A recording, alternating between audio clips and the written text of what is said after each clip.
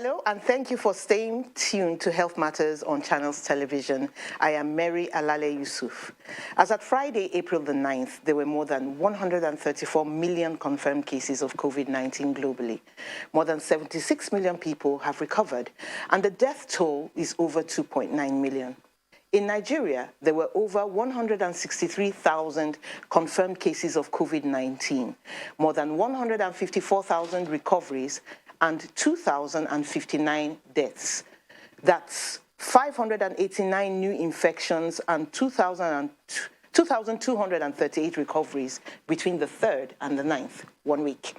Recovery rate is up to 94%, and case fatality rate is about 1.26%. Total samples tested are over 1.8 million, with just over 35,000 new tests during the week. When the COVID-19 pandemic started, healthcare systems were overwhelmed, putting healthcare workers at risk of a deadly disease that was little known and spreading like wildfire. Security, psychosocial, and other challenges still exist. My guest today is Assistant Director of Nursing in the Lagos State Ministry of Health and the Vice President of the West African College of Nursing, a midwife, orthopedic nurse, and head of M&E, that's monitoring and evaluation in the COVID-19 response, Mrs. Shola Aketi. Wonderful to have you on the show. Good afternoon. It's a pleasure to be here. First question I want to ask you, you know, everybody says, oh, the healthcare system was overwhelmed. When COVID-19 hit, what really was missing? What did you need urgently that you didn't have? Thank you very much. Once again, I want to say a very big thank you for giving me the opportunity to be here again. COVID-19 came as an uninvited guest. In 2014, it was also the same thing, imported. It's never a domesticated event. Unfortunately, we find ourselves where we are. A single case of February 2020, 27th of February 2020, has now become what we're looking at today, yeah. It's no more an household thing, it has become global. And I want to say a very big thank you to Lagos State for being proactive at this point in time. What was not there was the standard of our healthcare system. It exposes our weaknesses. It makes us to know that resources as being expected in healthcare was never there. And so, gave every government or anybody in position of power to put things right. And I must tell you, thank God Lagos was an epicenter. The proximity... Because Lagos seemed to be the most prepared. Yeah, the proximity to all these terminals, sea, air, road, name it. And so, if that's happened somewhere else, I don't know what we'll be seeing today. But thank God for the right-thinking people that are in Lagos State, for the government of Lagos State, for the governor himself, the incident manager of the state, for taking it upon himself that, yes, my people should not suffer. And look at what is happening in Lagos State. Lagos State is where they are using as the prototype of what should be applicable even at the federal level. So I give kudos to them in this one. Okay, now, can you give an idea of how many nurses were affected? A lot of times we hear about doctors, 20 died, 800 got infected, this and that. But nurses, how many nurses were affected? Precisely, I won't be able to say this number because our data was not accurate. But I can tell you, over 20 nurses. Between January and February 5th this year, between December and February 5th this year, we lost about 5 nurses. Oh, those in Lagos were the ones who died that you're naming now. But in terms of infection rate, many. You're on the front line, you're the soldier. You are infected, you treat yourself just for about a few days or a week plus, and go back to work. If you decide to stay behind, who will care? I was infected too. I just called my director. I said, man, don't expect me at work. Because during that COVID, no holiday. You are an essential worker for crying out loud. You are the one carrying the gun. And so, will you run away from the battle? But the only way you can do, what we try to do, is to ensure that you have a secluded area.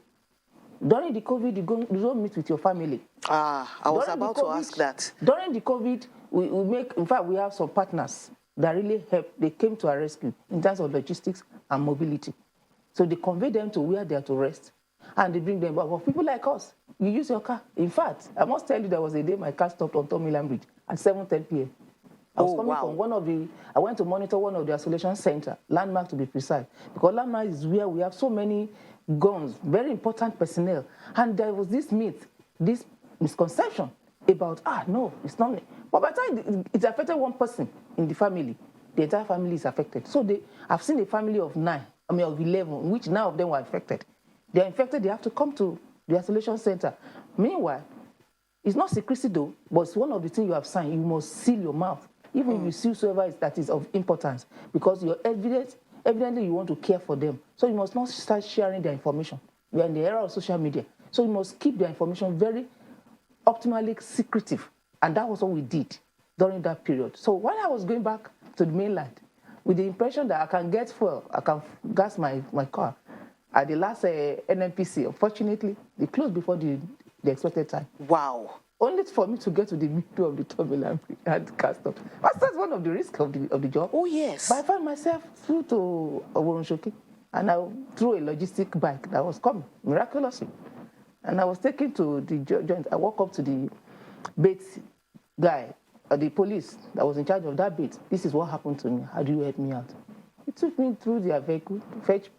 I'm going to buy another gas. And that was dangerous. Yeah, it was.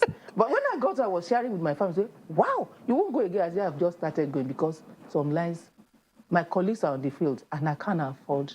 My case like David, I cannot afford to stay at home. And so I thank God today that intervention really helped my colleagues. When they saw you on the field, this is our boss. Anytime they have any complaint, I listen to them. And not even only that. Beyond Lagos State, by virtue of the privilege I have as the Vice President of West African College of Nursing, I was opportune to attend the WHO conference, March precise, because capacity building is one of the things. When you know... That's one of the things you need. Yeah, when you give the right source, the right tools for anybody to fight with, they can come out victoriously. Can you give us an idea of the nurse-patient ratio? The nurse-patient ratio, I will come to that. So WHO engaged us, and before we knew what happened, I asked them, can my nurses in the sub-region come for this program, please? Because we need to impart ourselves. They said, wonderful. They welcomed the idea. We set up a committee, and before we knew it, over 852 nurses across over 8 countries were engaged twice a week for 22 weeks, and for 11 weeks, 22 sessions, cutting across all the pillars of COVID. Of course, over Zoom, I hope. Yes, Zoom. And that's one of the things that COVID has taught us, that you can learn together on the same platform within the shortest possible time, which was not even there or was not utilized during non-COVID era. However, patient ratio team is only in California, we say, that they have the ratio of a patient to a nurse. Nurse-patient ratio is supposed to be 1:4, according to WHO. Okay. But depend on where you... Definitely not in Nigeria. Nigeria? When we have 1 nurse or 2 nurses to 40 bedded, critically ill. Anyway, I will come back to that. Ideally, you're supposed to have 1:1 in ICU, or maximum of 1:2. Yes. Depending on where you work. That's correct, because in the isolation center, they said they have to be there all the time. Your attention, in fact, by that same COVID, patient. For my colleagues that are at the ICU, I must use this opportunity to thank them. Not only them at isolation centers, not only them, those that are doing logistics, not only them, those that are working in surveillance, not even that, those that are in the community for contact tracing, not even that, those that are working on psychosocial. I'm thanking you all for your resilience and for being there. Nurses work marvelously, not because of what they... Let me give you an instance. During that COVID, I went to one of the facilities. A case that was referred to that facility, they didn't identify her on time. They said she had puerperal psychosis. That is the challenges women normally have after delivery. Yes. Unfortunately, it was a blue ball kind of. About 4 nurses out of 5 on duty were affected. Unknown to them. Until one started presenting in the form, and by the time they were all subjected to test, 4 out of 5. So we put on our thinking, thinking cap. What do? We strategize our roster. We stagger it. It's not everybody that should come to work now. Not even only that. That's how you dealt with the challenge some of the seniors infected. decided to come. They relocated to the hospital. I can tell you emphatically. They sleep practically because when they are going, they can only drive themselves. What of those that didn't have vehicle? And the available ambulance cannot take everybody home. Didn't you have nurses with burnout? Nurses who just couldn't take it anymore in their minds? That because of burnout being witnessed, that's why we staggered our roster. The moment, and there are some peculiar cases that once you identify with that, some that have comorbidity, diabetes mellitus, because we lost a senior nurse in one of our facilities because of the comorbidity. Once we identify with the cancer, people have it and they are working. It doesn't stop their life. Once they're able to come out with this, or you're pregnant, you stay at home. You don't allow you to come. So you even had to make some nurses redundant because of COVID. Not redundant. You ask them to work from home. How do they work from home? You can give them their roster to submit to you. You can give them another they can submit online. Because we're in an era of technology. So technological orientation of nurses have improved significantly than before. So we make sure that you... So nurses are more organized now? Very organized. What happened to other diseases? The handling of other diseases when it was as if everything was about COVID-19? Thank you very much. I won't leave out your first question, patient ratio. Okay. In psychiatry, it's about 1 to 6. Okay. But in Nigeria, it's more than that. In surgical area, relatively 1 to 10, because after surgery, that's the recommended. Yes, recommended. Okay. You can cope with them. In Africa, you don't use the same indices with that of European, because in Africa, all these challenges, but we're able to weather the storm. I can tell you emphatically, as I'm talking, it's usually 2 to 35 patients. Let me use Lagos, for instance. 2.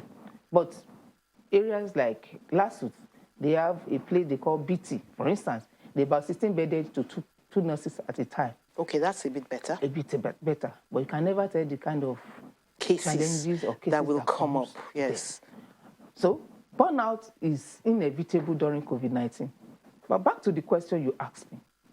COVID-19 is not the only diseases nurses concentrate on. Recently, we just finished a virtual conference, 3 days, 23rd to 25th of March, involving all on what? On cancer prevention, cervical cancer, awareness, and prevention of cervical cancer. So are you saying other diseases didn't suffer a bit of neglect? No. From nurses' point of view, because we ensure that it's encompassing. If you have, like emergency, if you are coming to emergency with another thing, will you say because COVID is outside, I won't treat you? No, I will only take my precaution. The precautionary measure I'm supposed to put in place is what I need to, which we don't have before, but through the drafting of SOP, which will soon be legalized. Or that's standard operating procedures. Will soon be made known to the entire populace. So we are able to keep to that. And I must tell you, I'm saying it again, Lagos is really trying. Not for any other thing, because of my involvement. Okay, we've got to take a break. Stay with us while we take a short break and meet you again on the other side.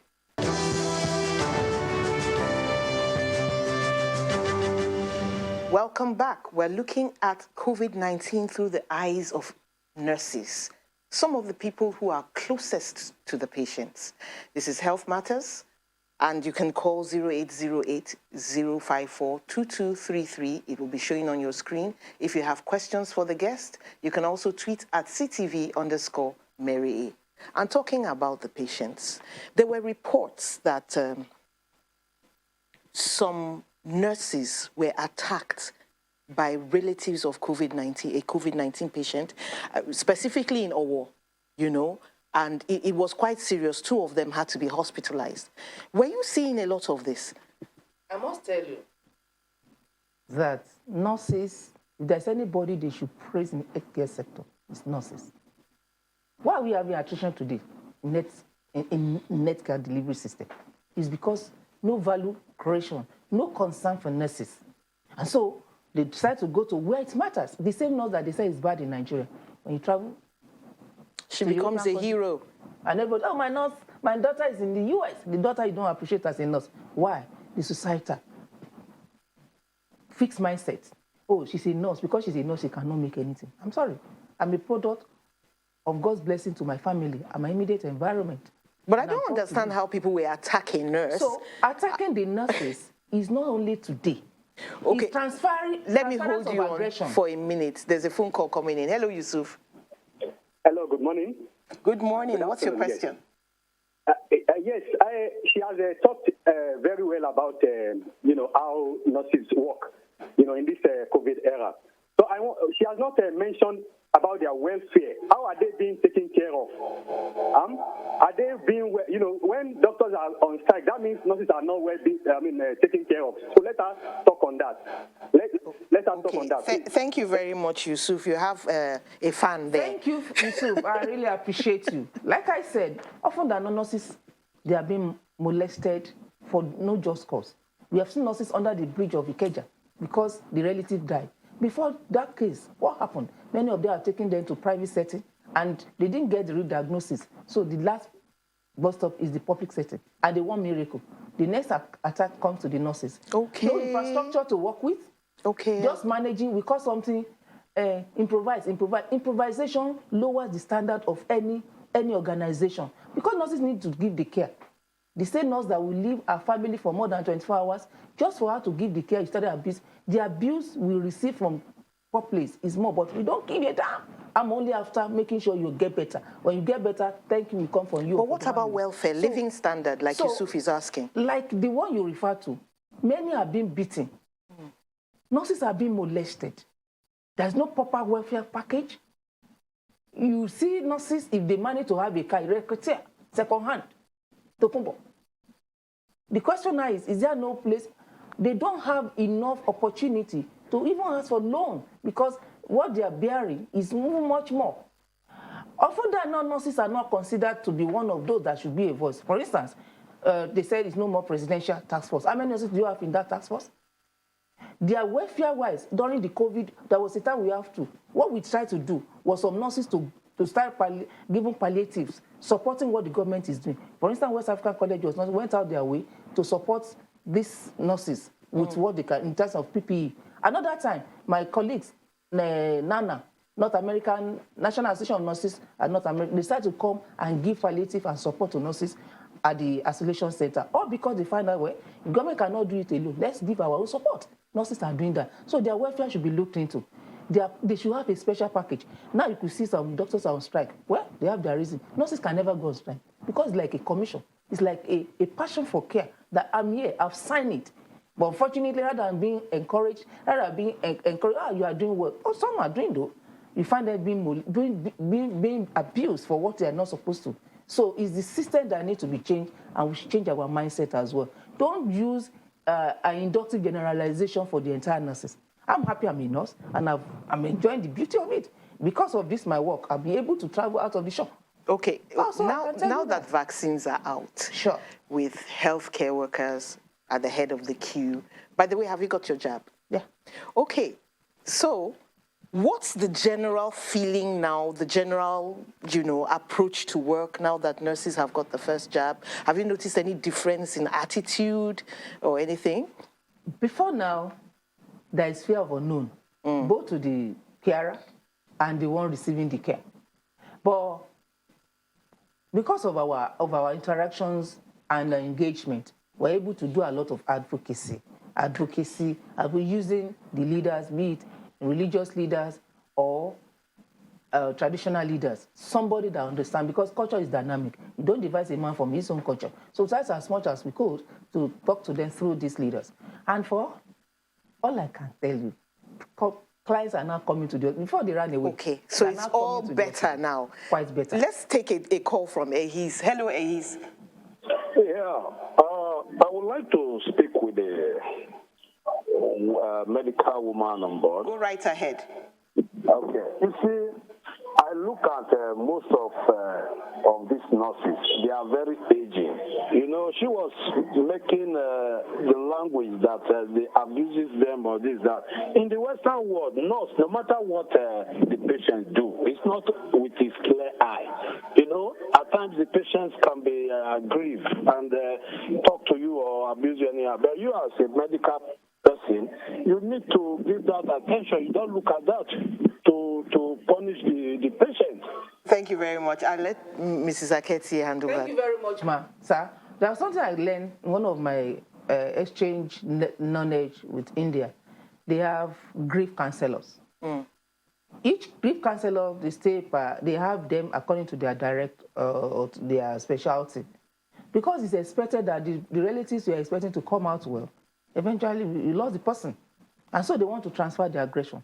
It's not for me to start reacting. Many people, that's why we increase the knowledge. Majority of the least you can find in nursing now is BSc, except for those that are on their way out of the system. So do they also give you grief counseling as well? So that's what we're introducing now, Okay. that let there be a grief counselor. It's an era where psychosocial-wise, everybody is so low. Our morale is low. So we need to upgrade it. So what do? We mediate by calling the grief counselor to start preparing the mind of the relatives. Peradventure, stage 4, for instance, of cancer. So it's only by miracle. So we're advocating that there should be a grief counselor, and we do a lot of capacity building for our nurses in order to commensurate with whatever they are meeting over there. I can tell you, we lost a nurse because of this, with 5 children, a widow, in one of our facilities here in Lagos, wow. about 7 years ago. And nothing happened till now. So we wouldn't want those children. Those children could be a challenge to the society if nothing is done for them. So we are trying to make sure that psychosocial-wise, of recent, we have an engagement of about 3.5 hours, 3-4 days ago, Zoom, to entire nurses in Lagos City. One of it is psychosocial, interpersonal relationship, role conflict, discipline, name it all. And the nurses themselves need these services. So I said the nurses, as well as the patients. The nurses are the one we had this interaction within ourselves in order to ensure that you are there to deliver. Quality delivery entails safety, timeliness, effectiveness, efficiency. And it should be equitable, irrespective of who I'm giving it to. So we are trying to ensure that we talk to ourselves in that manner. Even if you are known before, it's like reminding ourselves that the life of this patient depends on you. Do the needful. I must thank you for coming to the show. Thank you so much. This has been so good. And of course, as usual, there's so much to say. You have to come back another time. Thank you, Mrs. Aketi, for being my guest. Thank you for being my guest at home to all of you and for calling in, Yusuf and Ehis. Have a wonderful day. I am Mary Alale Yusuf.